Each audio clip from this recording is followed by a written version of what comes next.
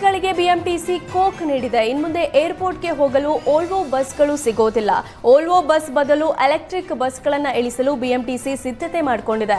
ಇನ್ನು 15 ದಿನದಲ್ಲಿ electric AC ಬಸ್ಗಳು ರಸ್ತೆಗಿಳಿಯಲಿವೆ. ಓಲ್ವೋ ಬಸ್ಗಳಿಂದ ಇಲ್ಲಿವರೆಗೆ ನಿಗಮಕ್ಕೆ ಭಾರಿ ನಷ್ಟವಾಗಿತ್ತು.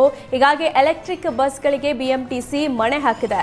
ಜಿಸಿಸಿ ಮಾಡೆಲ್ನಲ್ಲಿ ಎಲೆಕ್ಟ್ರಿಕ್ ಎಸಿ ಬಸ್ಗಳನ್ನು ರಸ್ತೆಗಿಳಿಸಲು ನಿಗಮ ತಯಾರಾಗಿದೆ. ಜಿಸಿಸಿ ಮಾದರಿಯಡಿ ಬಸ್ ಮತ್ತು ಡ್ರೈವರ್ ಖಾಸಗಿ ಕಂಪನಿಯವರದ್ದೇ ಆಗಿದ್ದು, ಕಂಡಕ್ಟರ್ ಮಾತ್ರ ಬಿಎಂಟಿಸಿ ನೌಕರರಾಗಿರ್ತಾರೆ. ಎಲ್ಲಾ ಖರ್ಚು ಸೇರಿ 1 ಕಿಲೋಮೀಟರ್ಗೆ 85 ರೂಪಾಯಿ ಅಂದಾಜಿಸಲಾಗಿದೆ. ಎಲೆಕ್ಟ್ರಿಕ್ ಬಸ್ಗಳಿಂದ ನಿಗಮಕ್ಕೆ 1.8 ಕೋಟಿ ಉಳಿತಾಯದ ನಿರೀಕ್ಷೆ ಇದೆ.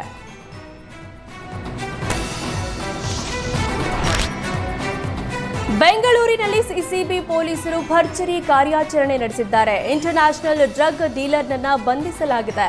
ಡ್ರಗ್ ಡೀಲರ್ನಿಂದ ಬರೋಬ್ಬರಿ 4 ಕೋಟಿ ಮೌಲ್ಯದ 2.5 ಕೆಜಿ ಎಂಡಿಎಂಎ ಕ್ರಿಸ್ಟಲ್ ವಶಕ್ಕೆ ಪಡೆದಿದೆ. ಬೆಂಗಳೂರು ಹೊರವಲಯ ಸೋಲದೇವನಹಳ್ಳಿಯಲ್ಲಿ ನೈಜೀರಿಯಾ ಮೂಲದ ಡೇನಿಯಲ್ ಸೆರೆ ಸಿಕ್ಕಿದ್ದಾನೆ. ಆರೋಪಿ ವಾಸಕ್ಕೆ ಒಂದು ಮನೆ, ಡ್ರಗ್ ಶೇಖರಣೆಗೆ ಮತ್ತೊಂದು ಮನೆ ಮಾಡಿಕೊಂಡಿದ್ದ.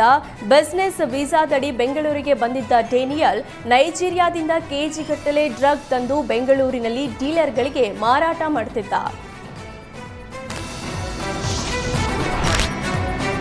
ರೈಲಿನಲ್ಲಿ ಮೊಬೈಲ್ ಕದ್ದು ಪರಾರಿಯಾಗ್ತಿದ್ದ ಆರೋಪಿಯನ್ನ ಪೊಲೀಸರು ಬಂಧಿಸಿದ್ದಾರೆ. ಬೆಂಗಳೂರಿನ ಬಯಪನಹಳ್ಳಿ ರೈಲ್ವೆ ಪೊಲೀಸರು ಆರೋಪಿಯನ್ನ ಅರೆಸ್ಟ್ ಮಾಡಿದ್ದಾರೆ. ಚಿತ್ತೂರು ಮೂಲದ ಗುಣಶೇಖರ್ ಬಂಧಿತ ಆರೋಪಿ. ಕೆಆರ್ಪುರಂ ರೈಲ್ವೆ ನಿಲ್ದಾಣದಲ್ಲಿ ಆರೋಪಿ ಗುಣಶೇಖರ್ ಮೊಬೈಲ್ ಕಳವು ಮಾಡುತ್ತಿದ್ದ. ನಂತರ ಎರ್ನಾಕುಲಂ ಎಕ್ಸ್ಪ್ರೆಸ್ ರೈಲಿನಲ್ಲೂ ಪ್ರಯಾಣಿಕರ ಮೊಬೈಲ್ ಎಗರಿಸಿ ಪರಾರಿಯಾಗಿದ್ದ. ರೈಲಿನಲ್ಲಿ ವಸ್ತುಗಳನ್ನು ಕದ್ದು ತಮಿಳುನಾಡಿನ ಇರೋಡ್ನಲ್ಲಿ ಮಾರಾಟ ಮಾಡುತ್ತಿದ್ದ. ಬಯಪನಹಳ್ಳಿ ರೈಲ್ವೆ ಪೊಲೀಸರು ಕಾರ್ಯಾಚರಣೆ ನಡೆಸಿ ಆರೋಪಿಯನ್ನ ಬಂಧಿಸಿದ್ದಾರೆ.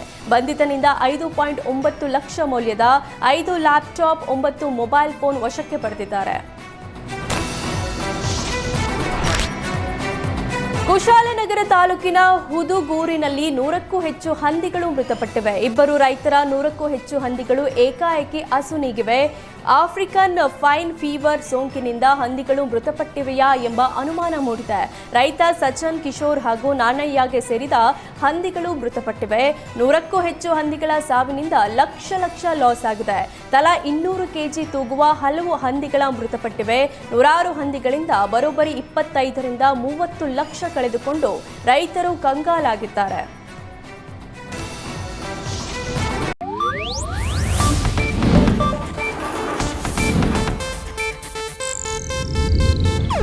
ಇದು ಏಷ್ಯಾನೆಟ್ ನ್ಯೂಸ್ ನೆಟ್ವರ್ಕ್ ಪ್ರಸ್ತುತಿ.